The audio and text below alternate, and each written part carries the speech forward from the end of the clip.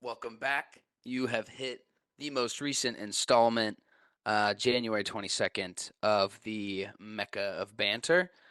Glad to have you with us today. We're going through a little bit of lull in the Premier League schedule, but plenty of other matches going on. We've got some AFCON, Asian Cup things that we may not give too much input on because that's kind of tough. And St. Louis City is always on the move. The new season's coming up quick, and there has been some really fun dealings, in my opinion. So, without hesitation, let's introduce the lads. We've got Nicky Hayflinger. What's going on, brother? Yeah, how we doing, boys? Good to be back. I wasn't here last week, and we didn't get to talk about Chelsea having 3 Premier League wins in a row for the first time this year. But that's the only thing I'm hanging on over the past couple of weekends because we haven't played in a while. But glad to be here. Pumped to talk about St. Louis City because I think we're making some pretty good moves. But as always, you can find me on Twitter at Hafey4. And a goal this week of mine is creating a new Twitter account that is going to be specifically for talking shit because my personal and talking shit accounts. It's a slippery slope there, man. It's a slippery slope. Yeah, it's gotta be careful with work and stuff. I know we've talked about that before. It's a slippery slope. I have done so well up until this podcast at keeping my burner a burner, and now my name and face are tied to it. So I have to watch a little bit extra. Winks, what's going on, brother? What's up, dude? Good to be here. I feel like I say it a lot, but this is like one of my favorite days of the week. Even though it's a Monday, knowing that I feel like it's good that we record on Mondays because we just start the week off talking shit and talking about the sport that we love. So I'm stoked to be here. Arsenal played well. There's shit happening with St. Louis City too. Excited to talk about that. So it's a good day. Hell yeah! At least your team played. I'm at the first time in my Spurs fandom that I'm excited to see them play. So it's been kind of a bummer not watching Arsenal them. or Yeah, Spurs, fool. I haven't watched an Arsenal game in years. So, and then Dobes, United boy, what's up, brother? What's going on, fellas? Good to see everybody. Like Wink said, love being here on Mondays. Fellas, we had some massive news happen over the weekend for one of the United boys, all of United. I've been waiting for it for a long time. This day has finally come. Have to say congratulations to our boy Henry on getting engaged to his lovely girlfriend Paige. Congratulations to him. Yes. Yep. Had to shout the boy out. I did text him. For those aware, Henry is nobody. You guys aren't finding out via the Mecca of Banter podcast. He did give me permission to say it on the air. Breaking news. But if you are, that's kind of sick. Yeah, that's kind of sick if you are hearing it from me. Yeah, Hen's engaged. Which one of you guys is next? Anyway, so yeah, happy to be here, fellas. Happy to be here, fellas. Good to see you guys. Yeah, kind of a lull in the Prem right now. Definitely some important things to dive into. So let's chat. Yep, and as always, I forgot to introduce myself as the host, and this is Hoov Young Yid on Twitter, tapping in, probably the most active on Twitter. But Hen was the one, maybe catching some shots on the social media admin recently. So we'll dive into that as well. First, we do always want to hop in on St. Louis City whenever there's been movement, dealings. This is the first offseason that we've really been able to look at a full team and kind of, expect what's to come. So the obvious big one up front, Nico Gioacchini is headed to Lake Como, as reported by Fabrizio Romano himself. We're absolutely massive. We're gigantic. For a reported $2 to $4 million, $2 million up front, potentially $4 million after incentives. From my point of view, this was a win-win for everybody involved. We 100% made out like bandits. He played 3 games with Orlando last year, started only 1. They didn't know how to use him. They didn't know what was going on down there. And he scores 10 goals for St. Louis in, what was a really pretty crucial role during some of the stints that we had players injured. Did you say an official price tag? I might have missed you just saying that.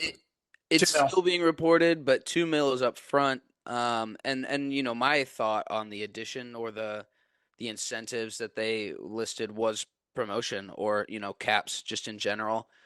They're, I think, tied with Venezia for the last promotion playoff spot. So they're They're fighting for clear. it. They're clear right now after this weekend. So right Oh, now, you're right. they'd be in promotion.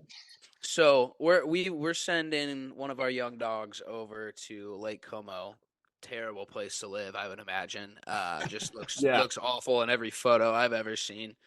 Um, but I was super pumped for him first off. Like, he's young enough that we can all accept and see that, he started in Italy, came back to MLS to kind of jumpstart his career, and now he's doing exactly what I imagine Lutz is preaching to everyone who potentially comes to this club is that, hey, we're going to let you go to Europe. Like, we're obviously going to make sure that our business is straight.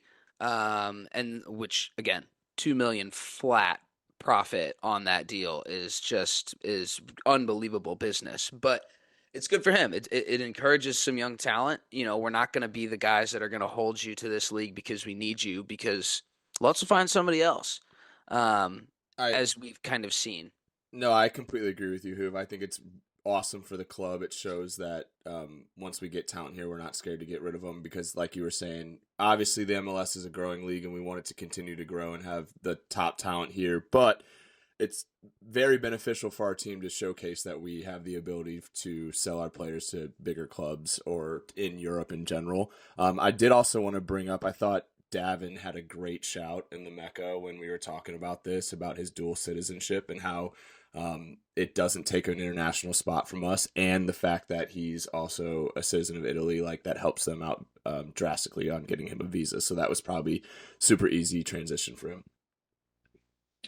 Yeah, I mean, looking at Nico, I mean, first off, just great business. Like we were texting about this. Like he came in on a free, like we sold him for 2 million. But like I don't know if you guys remember this, like I don't know the exact year, but like Nico like had a stint where like he was consistently getting caps. Like he was getting called into the national team he was playing, and then he sort of fell off. Obviously, like Hoop said, went to Orlando, didn't really work out.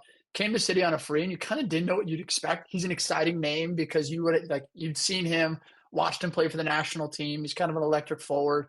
I think he was like, wasn't he tied joint top scorer for us, I believe, this past season? So like you look at I think he was. I think it was I 11. can look I that think up. Yeah. He or had 12. 10. I think 10. Yeah, whatever it was.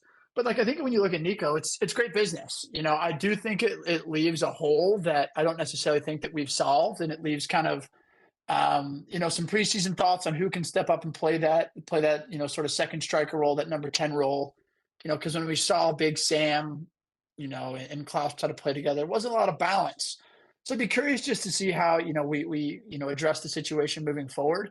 But in terms of just straight, we talked about it, like the ability for us to establish that relationship with buying and selling from clubs across Europe is huge. That's how that is built, and that's where I don't think we're doing this with just a typical sporting director. This is where we trust Lutz. He knows out and how to make these deals happen.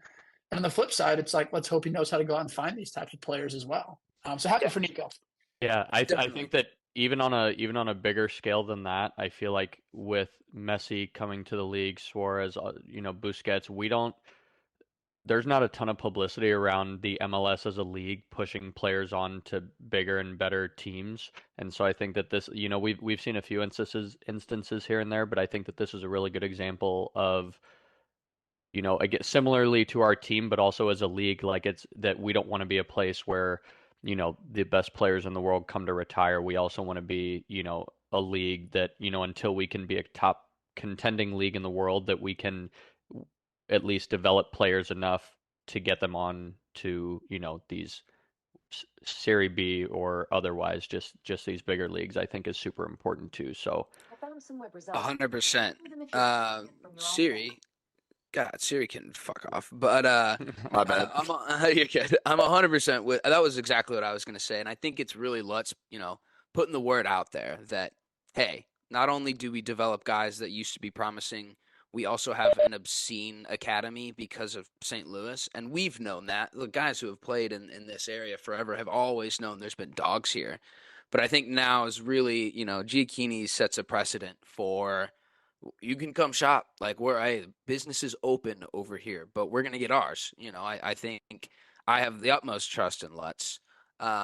and that he's gonna really drive that. He's even a clown on social media. He's like 2 days late on everything, which I love because he's still trying to be a little active on social media. But he said goodbye to Miggy. We'll get into Miggy too. A good like 18 to 24 hours after the news was released by the club. But he's also posting pictures of him on the phone. He's like, "Who am I talking to? My parents, my friends, or agents?" It's like, like I love that. I love that. It's a little Fabrizio-esque. But yeah, and it's not done with Nico.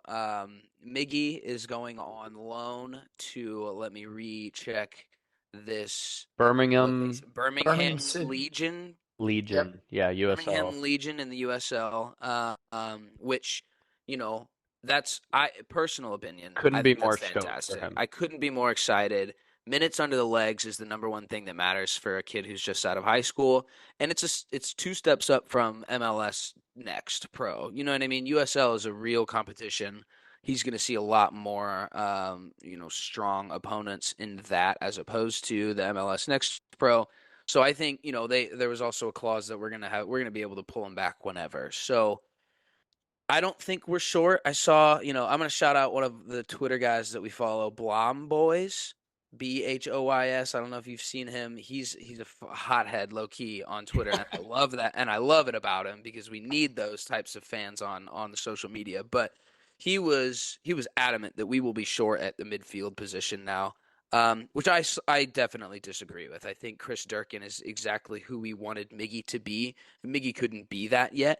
Not like I know anything about Chris Durkin, but I know he played, a considerable amount of minutes for an MLS team last year, and he's 23 defensive midfielder. So, in my opinion, how I don't see that being a drop off, but we didn't lose anyone else through the middle. So, Yeah, I completely agree with you going back to the Miggy thing. I think I kind of dogged him throughout the season on this podcast for getting a lot of minutes. And I'm actually super pumped for him to be going to the USL and getting some playing time. I think that's exactly what he needs. I'm also, you mentioned it, but I completely trust in Lutz's decision on some of these tactics. So I'm pumped for him. But I also agree with you. I think our midfield will still be okay. I'm nervous. I will say the only thing I will bring up is like Miggy did get a decent amount of minutes, and like if someone were to get hurt, like we would then need some more. But I also don't think we're done buying yet. So hopefully we fill some spots there. and I think Miggy was playing truthfully, and no slide against him at all, but I think Miggy was playing because we were already short at that Yes. position. Yeah. Like we didn't have anyone else to come in, and I don't see Chris Durkin starting off the rip. I could see him literally taking the role that Miggy had as the guy who needs to fill in when need be. Yeah, looking at it's very tough, but like, and this is again no slide on Miggy. Like watching him play last year, like he's not ready. Like he's nowhere near ready. He scored a few goals. He had a few cool moments. Like it's awesome to see a local St. Louis kid get to play for St. Louis City. But he wasn't ready. Whether he played through injuries last year, whatever you want to say, like this move is what's best for him. Let him go play consistent minutes at a high level, get used to the speed of the game, get used to playing consistently week in and week out, and then slowly, if he progresses, integrate him back into this team. And I think that's just obviously if you're a young kid, you want to be in it with the MLS team, you want to be with the first team, you want like having that taste of it, but I think this is going to be the best thing possible for me just in the future of his career. Because at the end of the day, like we've seen guys throughout every sport that you get called up, and if you're playing on the bench consistently, you never really get a chance to improve. And we need him to improve. We want him to play. We want that St. Louis kid to play. So extremely happy for him. Let's just hope he goes and balls, and maybe we will call him up, and then he can take his chance. But I think this is a great move for him. I couldn't agree more with Dobes, and I also think his position just amplifies it even more as like a center mid, like getting minutes in that role and consistently 100%. like learning the pace, like Dobes was saying. Like I think, and wanting him to be that role for us in the future, like it just amplifies that even more and how we want him to get better. Yep, and we rate him. And again, he's what, 18? Like he 18, just turned 18. Went I to and from guess high school last year. hell That yeah. blows my mind. Like, Yeah. He went to 4 hours of classes a day and then went to training with the professional team downtown. Like that, yeah. He's going to the right place. And Manuel Veth, the transfer market reporter who typically covers Bundesliga and MLS, when those types of guys use the term top talent, that we take them seriously when we're talking about young kids that are going places. So I think that's what everyone feels like, and I think that's best case. Which leads into kind of the rumors that we can throw around. Some potential dealings that were reported. Cedric Tuchert or Tukert, I have not decided that yet. Tuchel? Tuchel. He's currently playing for Hannover 96 in the Bundesliga 2. Dog. 8 goals, 1 assist. A pretty impressive season for, an upper level Bundesliga 2 team. But if I'm being honest, that's probably the type of level that we're at. The MLS Yeah. world is, you know, um, I, I don't know what else to think of it other than that it could be exciting. I hear that he's apparently asking for DP level salaries, which I don't love because if we're going to do the DP thing, might as well just get someone sick. Um, so I don't know about the actual deals, and it apparently seems farther away than it was this morning. But I think that's exactly the type of thing that we would need. Another striker who's got some experience, who could be a leader. He can also play center attacking mid and left wing as well. So I think that Love that. we in losing Giacchini, who was versatile, was able to play on the wing or up front in a two-striker formation, whatever the case was. I think that that kind of versatility is something that we were losing. Now it's something that we need to find. And I feel like I can't say that I've ever watched this guy, maybe accidentally if he was there, last year or the last time they were in the Bundesliga. But, um, if Lutz is going after him, there's definitely something about him that's to be said that we don't see. So obviously in Lutz we trust, but I like the versatility here. I think when Winks hit it on the head here, it's in Lutz We Trust, because before this podcast, I was literally talking to Dobes. I tried to look up highlights of this guy, and it's just literally non-existent.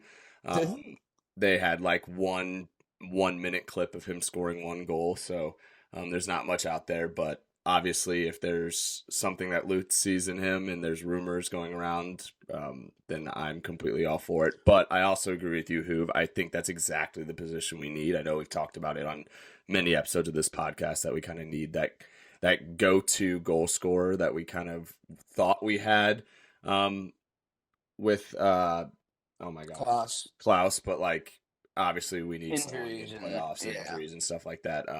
So I completely agree that a striker is something we need. I'm seeing right now Tom Bogert, who I think he's with the Athletic, he does MLS and the national team. He said that we bid $250K for him. The first bid was turned down. Nothing's close, but it looked like apparently if you're bidding for somebody you're interested. I don't really know what to make of this. We've kind of said it, but a lot of this is kind of you're kind of relying on Lutz's talent ID to be able to, I'm not going to sit here and say that I'm watching Bundesliga B. I may watch Bielefeld highlights, and even then I can't remember all 11 players' names. So it's we just kind of have to trust, unless it's sort of a big name or somebody transferring from the MLS. It's got to have that blind faith that Lutz is doing, what we need to do. I'm very curious. I know this isn't a preview session, but with the signings and stuff, it's I'm very curious to see what formation that we end up playing, because right now I have no fucking idea how it's going to work. I swear on my life it's going to be a 5-3-2, bro. I know for a fact it's going to be a 5-3-2. I cannot stand the two up top. I cannot.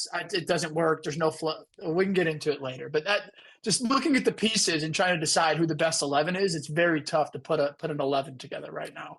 The funny thing that I've noticed in watching MLS transfer dealings, because we've not really dealt with those our entire life, are people pulling their Football Manager profiles from the game, and that is literally how we are grading them, because how the hell are we going to know how Cedric Tukert plays in the Hannover 96 system? We're going to have no idea. But it's been funny seeing these people here's what he is on Football Manager. And it's high work rate, relentless presser, To be fair, those are always like They're accurate. always pretty Like, accurate. So yeah, that's those are literally accurate. what we're having to use. But I'm totally cool with it too. Like it is telling me Shout more out Football information about the Manager. guy. Shout out Football Manager. We've got a couple managers ourselves in here. Yes, But sir. so, excited to see a potential striker come in. I would love to see another winger come in, but it really doesn't feel like we're kind of going that route. We don't really have wingers anymore. We have less. Give my boy Celio that role, man. I'm ready for him to I'm take a ready. stride this year. I'm ready for Celio. Yeah, breakout season. And to round it out, we have to obviously give AZ Jackson his flowers on his first United States men's team cap. It was, no slight to him again. We love to say that when we're talking about our boys on this podcast, but it was the, kind of C team camp where the European guys are in their respective leagues. I don't even really want to talk about that game, to be honest. Nope. I wish we would have just played the kids. We didn't just play the kids, and we learned nothing. I like Diego Luna. I hope he does well. I think there's a player there, but he's pretty raw and unrefined. So, wrapping up St. Louis, we're going to slide over to the Premier League recap. It is short. I think we only had technically 5 matches this week, including today of maybe the worst football game I've ever watched in a Brentford Wolves 0-0. But Brighton. we'll start off with Brighton. Brighton Wolves. God, I will it's say so angry to watch 0-0 that. draw, but like of all of the 0-0 draws I've seen in my life, it was at least entertaining as far as like back and forth sometimes with the sloppiness. So like I don't bet unders because it's just a principle of mine. But I looked at that betting line and was like, these guys are not gonna. There's no chance there's any goals in this game. I wish I would have bet on a 0-0 draw. But you were like, I'm staying away from that. oh, I was disgusted. The over was 3. I was like, you're drunk if you think there's that many goals in this game. But Arsenal returned to their winning ways after a 5-game skid, 6-game skid. I don't even remember. It was awesome. But they're 7, back. you bitch. 7. They're back.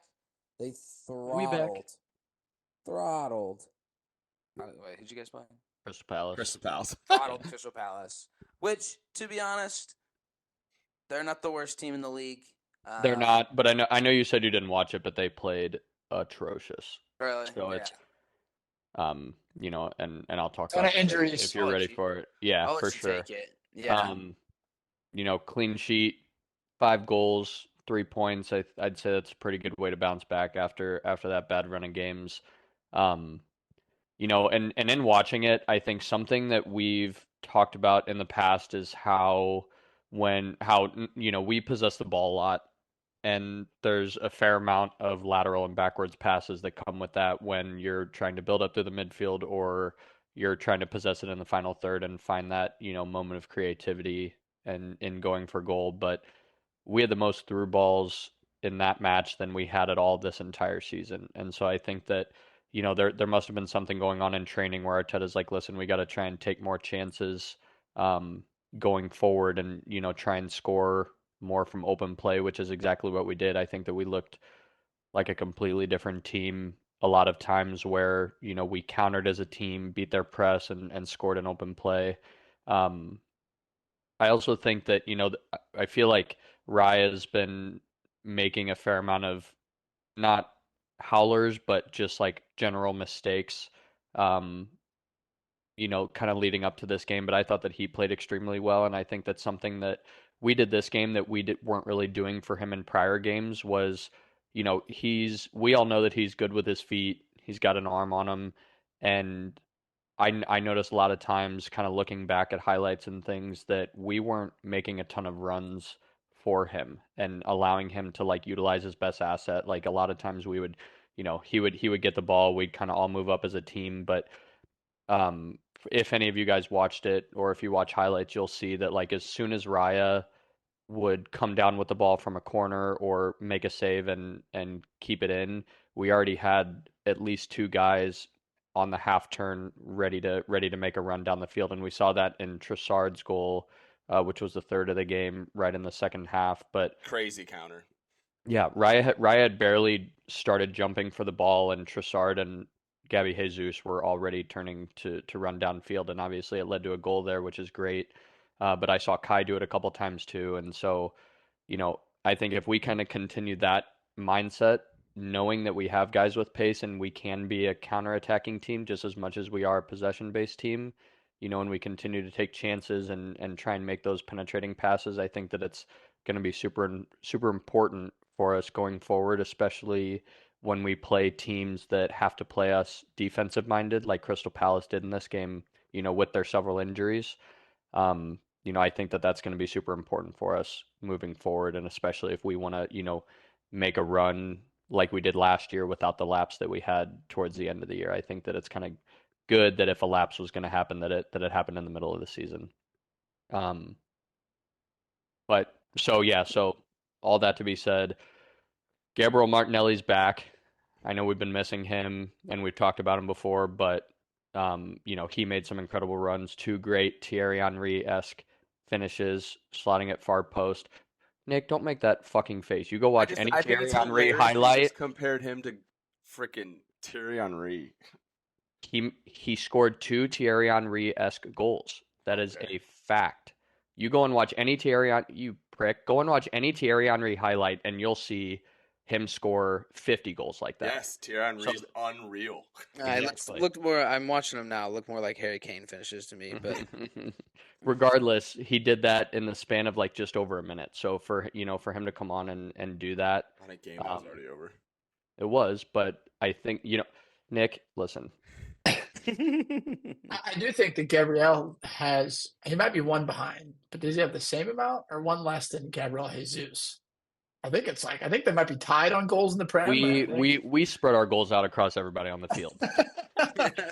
The other Gabriel scored in that game too. Should have had two. One was technically an own goal off the goalie's head, but like that was going to be kind of my last piece.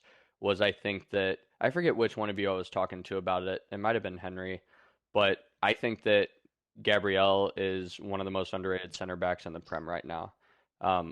With William Saliba partnering him, it's so tough to like make that comparison or anything like that. But when you look at him as his own player, like he is phenomenal defensively.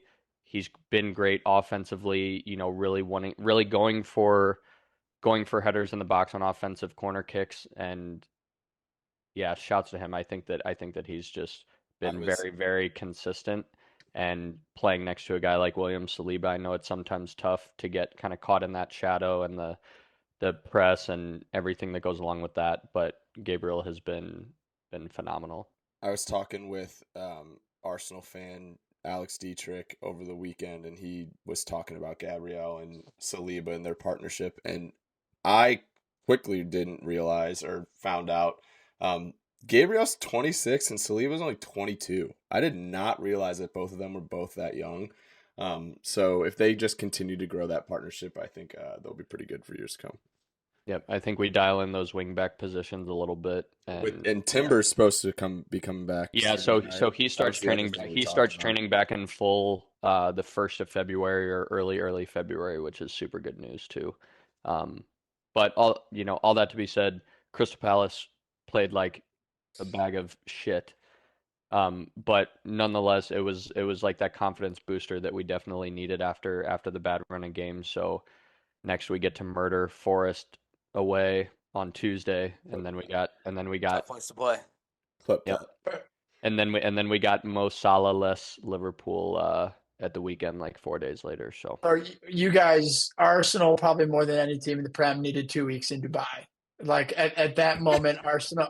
God, 100%. It's such a good I mean it genuinely. Like they needed 2 weeks in Dubai because, like we saw City with De Bruyne. We talked about this last week. Winks, I know you weren't on. Like I think City's getting ready to go on one of those like 10, 15 game like unbeaten runs. And if you want to have a shot in the title race, I think Liverpool's gonna be the same way. Like you can't drop points, or you can't drop or points. can't get 0 points. And Arsenal going to Dubai allowed them that sort of reset. to be able to, whether get their mind right, get off the skid, get a 5-0 win. It's like you can take that result and actually be able to build on something. So 100%. Yeah, maybe you guys should head out to Dubai for a couple no, weeks. we actually have Rashford in LA posting workout videos, acting like he's training in a pair of Travis Scotts. So, Let's like, yeah, go. You guys are we're set. working real hard. The other game to mention this weekend that we don't have representation from is Liverpool 4, Bournemouth nothing. The only couple things I'll mention, I did take the over in that, but that's because I saw it being 3-1 Liverpool. Bournemouth didn't really have much going for them, and they've been in some impressive form recently. But Brian Flannery on the group chat did pose an interesting question. And he said More just Diogo like a Jota. statement. It was a statement, but it sparked some conversation. Diogo Jota, he said, not my words. I would never say this. Diogo Jota is the best finisher in the Prem. He's not the best, but Diego Jota is a world-class finisher. I completely agree. We talked about it. It's tough because he doesn't. He's been periodically hurt, and so it's tough to like consider them one of the best in the league with such a smaller sample size than a lot of these other guys have. I 100% rate him, and I have nothing against him as a Yeah, guy. no, he's sick, and I would love to have him too. 100%. But if this is a factor cap, that's a cap because the sample size The sample isn't, size is isn't big small. enough. I think you mentioned guys like Sonny. I genuinely think Sonny finishes a lot of the easy chances and more of the hard ones. He can slot a ball from about anywhere on either foot. And I don't think Diogo Jota's that far off. But again, we've just seen it over and over and over and game after game and season after season that it's hard for us to put him up there. And that guy named Erling Haaland's all he does is finish. He can't contribute in a build up, but he'll find the ball on the 6-yard line. So I call that a cap, but maybe we start a dialogue now that Salah is going to be out. What? It was like 4 to 6 weeks. Yeah, so Yes. I was researching that since we play them in a couple weeks. I'm like looking everywhere. I'm like, is he going to be playing? Because if he is, we're starting Tomiyasu and putting Zinchenko on the bench. But like in a perfect world, Salah's not playing. Obviously, never wish for a player's injury to be, to happen at all. But yeah, apparently he'll be out for 3 to 4 weeks, not just 2 games. So he's supposed to go to I think he's on his way back if he's not already back to England right now, and will obviously be going under intensive rehab or whatever that'll look like for him. But yeah, That's a huge bummer, and he is so quality, and one of the times that I would have liked to see him perform really well is with Egypt, and with his respective country, because he's kind of the elusive Christian Pulisic we had for a while. He's the best player they've got, no question. He's a Sonny on South Korea, so it's a bummer for that. I think the people dogging him for leaving AFCON early can blow it, because if he wasn't even gonna be maybe fit for the final, why would he stay? That doesn't make sense. The player of that caliber. But yeah, bummer for them. Maybe we see more Diogo Jota.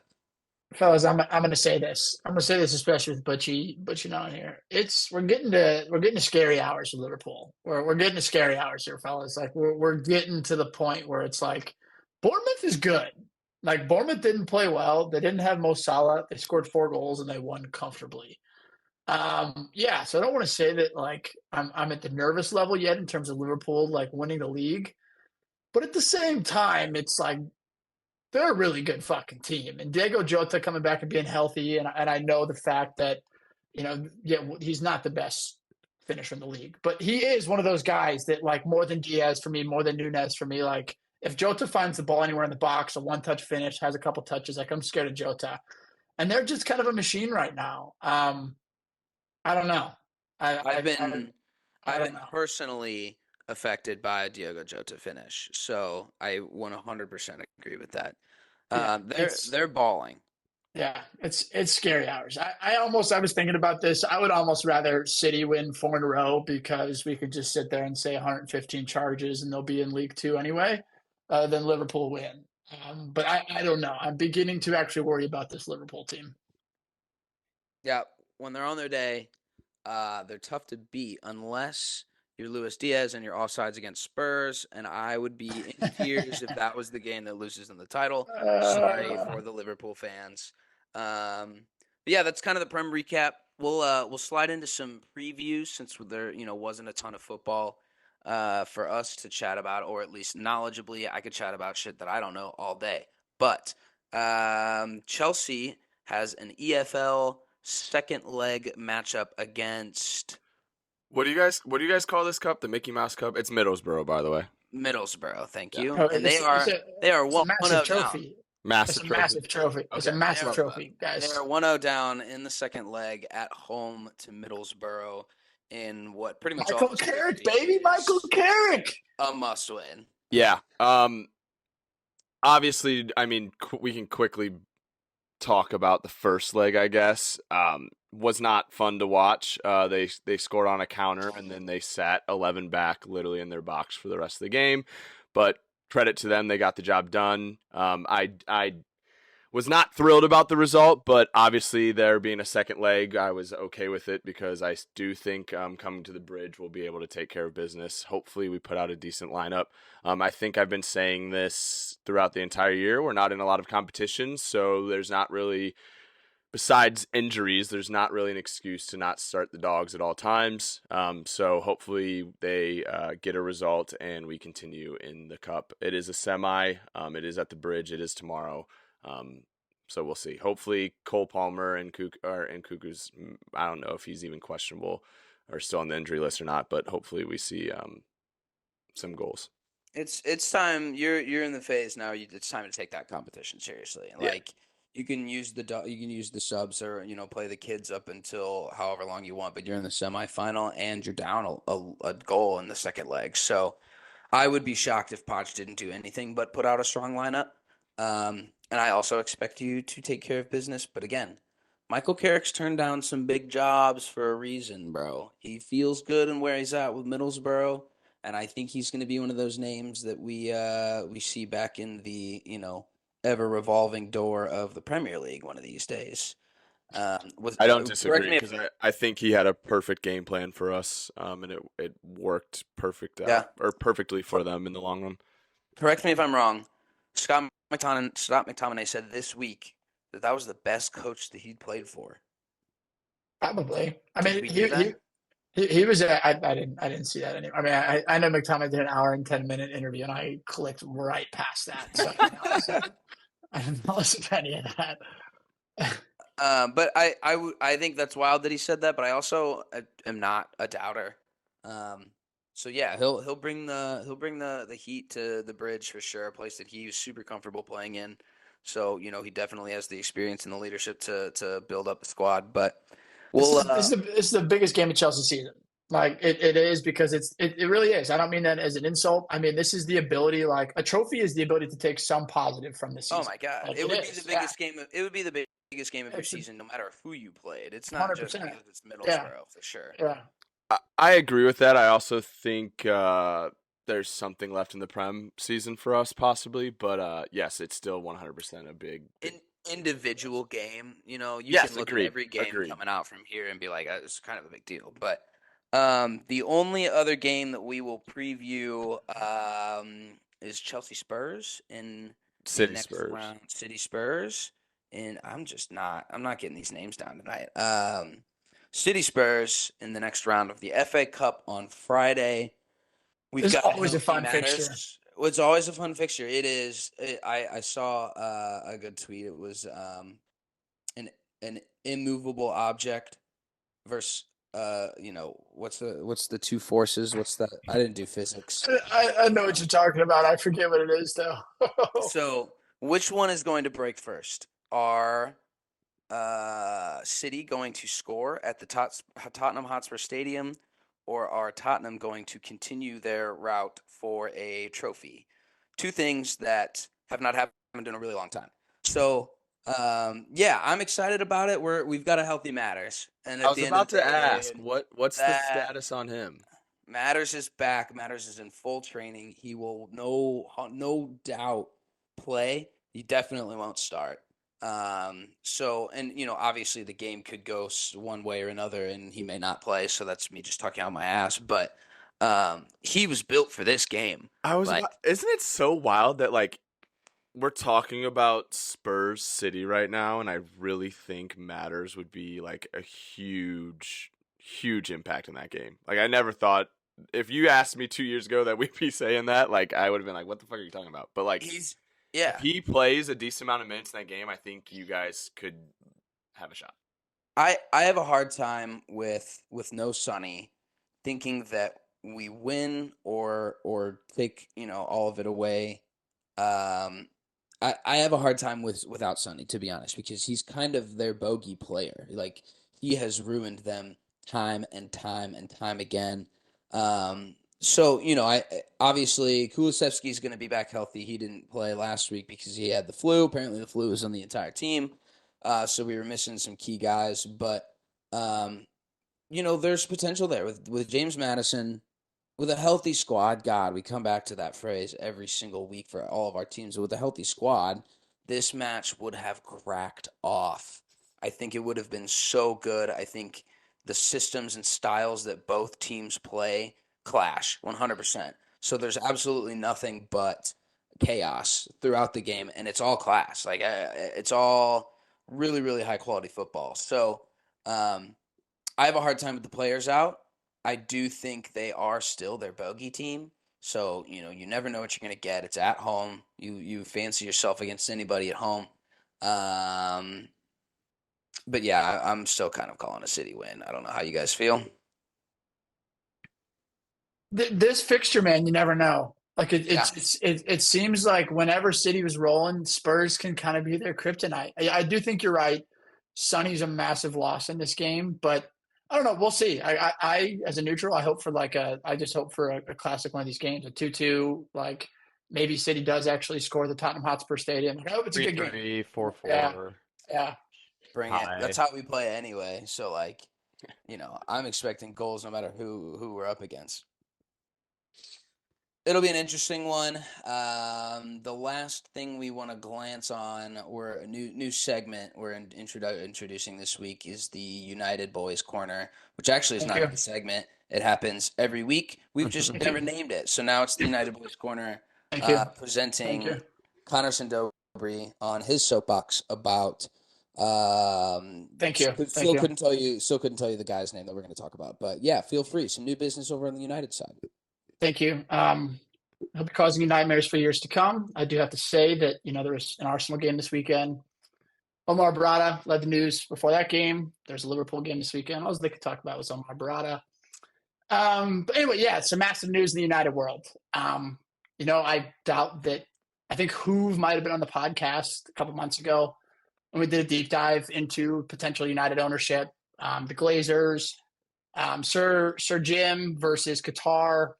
There's no secret that I think Henry and I were both leaning towards Qatar, just because of the fact we wanted that oil money. We wanted the instant success. And what I said on that podcast was I gave the benefit of the skepticism of Sir Jim potentially coming in. And him coming in as sort of this United lifer of a fan, all United fans have been sitting here. He's said all of the right things for the past couple of months. He's said all these statements. He's had all these meetings with fan forums. He's done all of these things that he's checking all these boxes. But at the end of the day, actions speak louder than words. At the end of the day, what this football club needs is it needs structure. It needs the people to be put in the right places. All of the stuff that you guys have been complaining or hearing me complain about for months. And so out of nowhere, which is to me the best part about this entire thing is that this wasn't rumored for 6 months. This wasn't rumored for 3 months. On Friday, all of a sudden it came. David Ornstein drops a bomb. Says Omar Barada, Chief Football Officer at Manchester City, is being prepared to join Manchester United as their new CEO. 10 minutes later, nothing. 10 minutes later after that, Fabrizio comes out with a tweet, contract signed, boom, done deal. Now, why is this such a big deal? To me, it's you guys may not know this. Sir Jim Ratcliffe doesn't even technically he doesn't have his stake in the club. It hasn't been confirmed by the Premier League. He doesn't have the keys to like the 89 Corvette that needs He's to be already dusted making off. moves. He doesn't have that. He's already making these moves, which is what like is so exciting about this for me. I was talking to Hen about this. The reason being, and I'll get into Omar's background a little bit, but I don't think, and I genuinely mean this, for the state of our club, I don't think there's a name in the world football that you could tell me you can sign that player right now that would mean more to me than this type of appointment. Because for years we've signed a Jadon Sancho, we've signed a Ronaldo. We'll go get the big names, we'll overpay, we'll for underperform, and it's a shit show. The cycle keeps continuing. And so us going to get Omar Barada, who in his role, he's the chief of football operations at the entire City Football Group. For those that don't know, City Football Group is 13 clubs across 13 clubs across like the entire world, from Manchester City, of course, NYC to Girona, who's currently top of La Liga, all of these different clubs. There's clubs in Australia, there's clubs in China, there's clubs in India.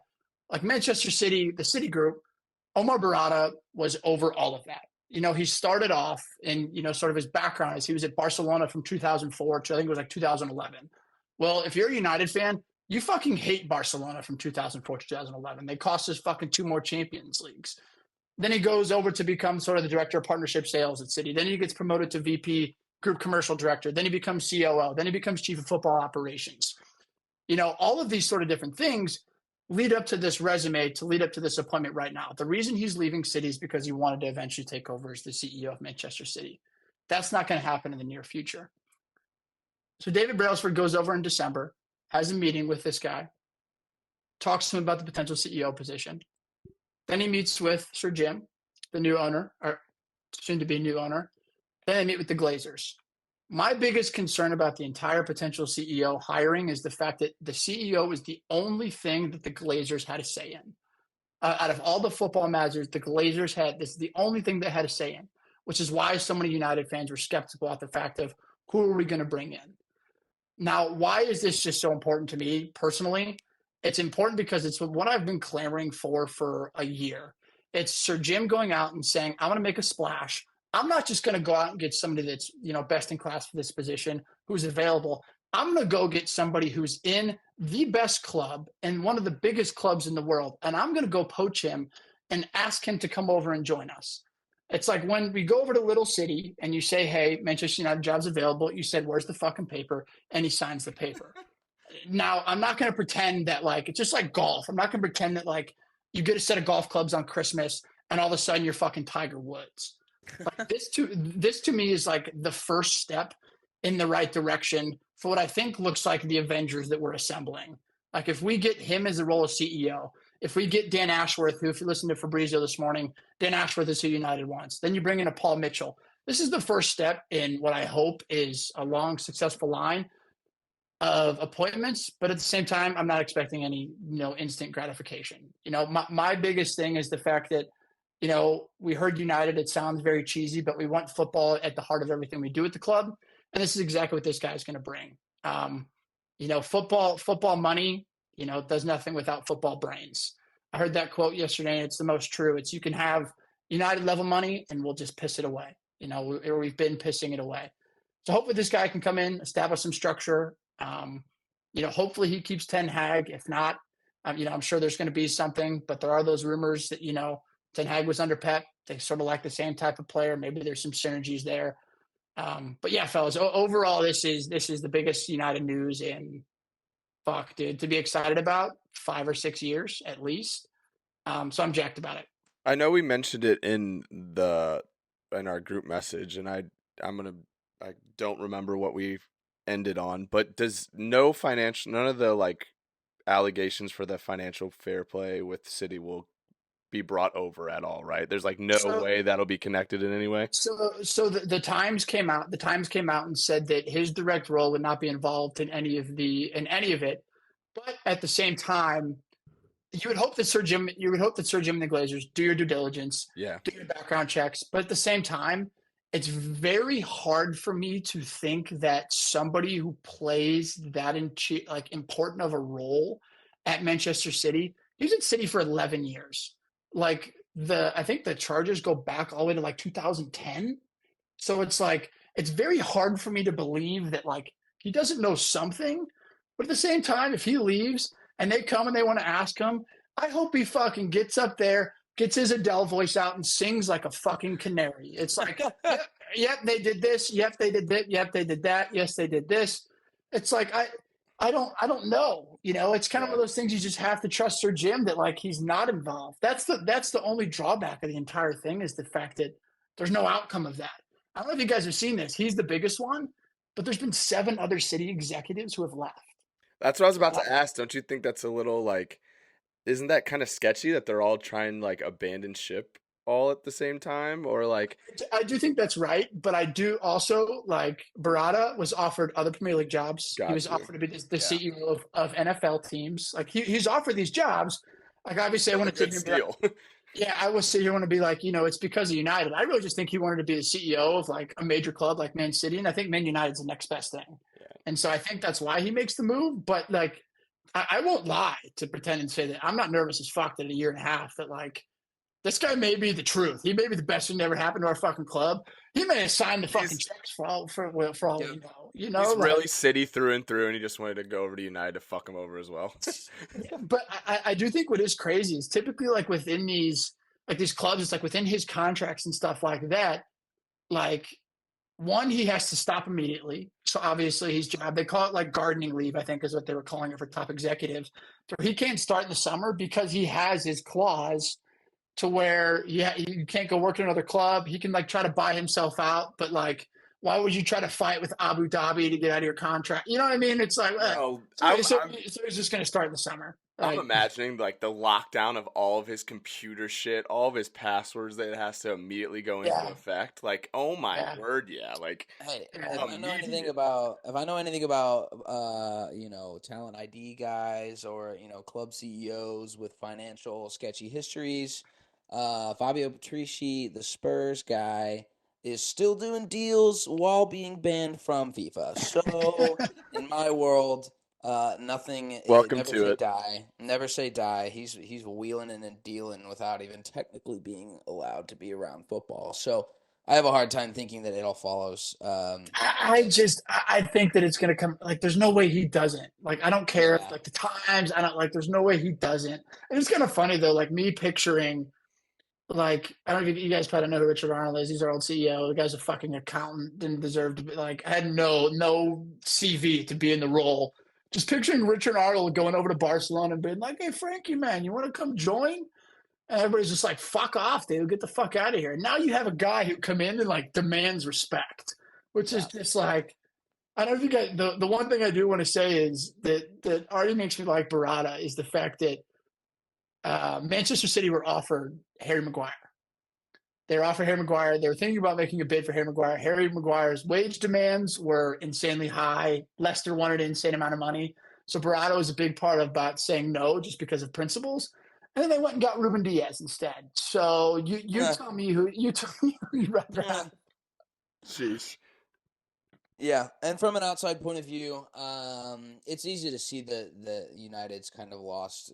We watch documentaries on the Fergie era. You can watch damn near about anything, and like they had a system, they had a structure, they had a hierarchy, they had bosses, and they had workers, and that's kind of what the United identity was for forever. And they definitely lost that somewhere along the lines. From my point of view, in the last couple of years, the Ronaldo. I can't think of the guy's name.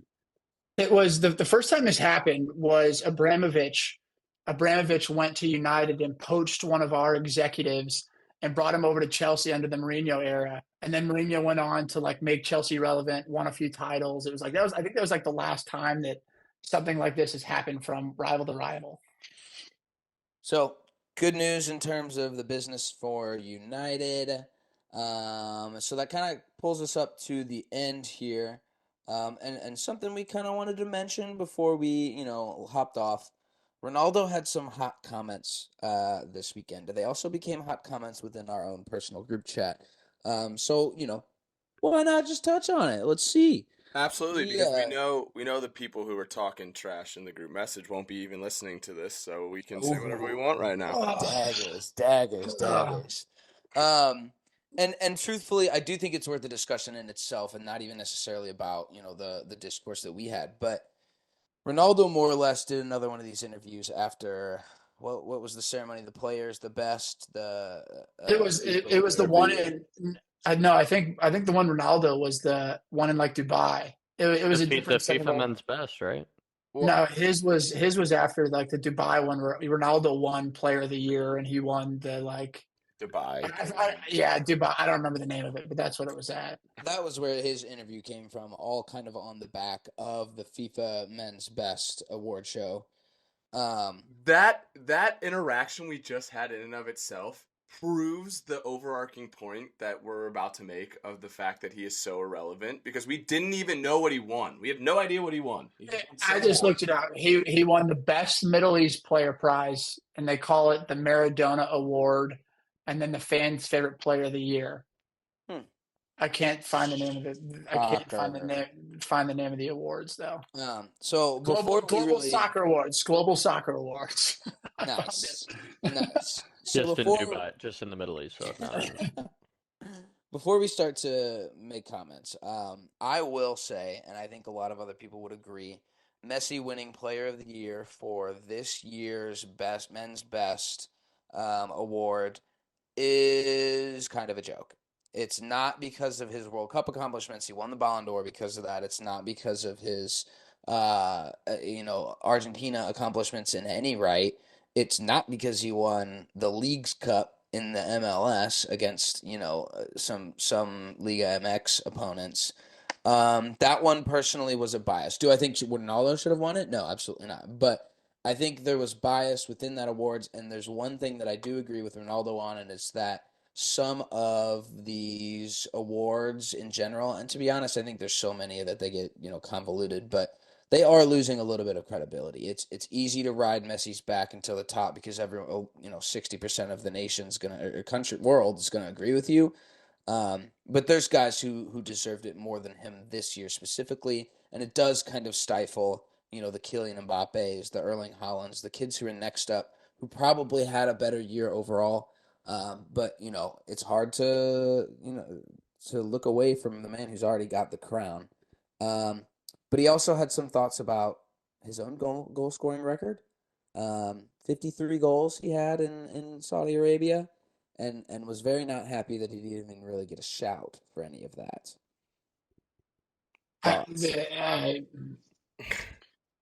This guy, man, I'm in full agreement. Messi didn't deserve the 2023 Best Player of the Year award because I don't know what his accomplishment is besides the League's Cup, So he's right for that. I think, and I don't even really have an issue with Ronaldo's comments. Isn't that award pretty heavily player voted though? Which one? I have no idea how it's voted. All right. Ballon d'Or, I know, is journalists voted. Yeah. So yeah, that one's not a popularity contest. It's like they're having people who know ball for the most part, maybe not all of them, but like people who know more ball than the people that will just watch the World Cup or the Champions League final kind of thing, voting on this. But who in Europe's voting on Messi for yeah, I still don't even think. Yeah. No. The comments from Ronaldo, it's just very Ronaldo-esque in the way that he says something. Like, I made this comment. It's like, obviously Ronaldo's complaining about the awards now because Messi won that, didn't deserve to win it. Like, that adds up. I didn't see Ronaldo complaining when Modric won, and I don't think Modric deserved to win that Ballon d'Or. Like, he's not saying anything. He's only saying something now because it's Messi, and I get that. To me, the more annoying thing that Ronaldo's doing is talking about him scoring goals, and it's because we're getting to that point where Ronaldo seems to be doing these interviews and talking more about himself because not that nobody cares about him because he has such a population of fans that like are diehards, because he's not relevant. And like what I mean by that is it's like he scored 53 goals in a league that's not great. It's fantastic that he's scoring that. I have not watched a single game of Al Nassr, a single other game. All we see is Jordan Henderson leaving. He's saying this because typically Ronaldo's in the headlines. He's relevant because he's scoring. He's playing in the Champions League. He's playing for Portugal. He's doing all these on-the-field things.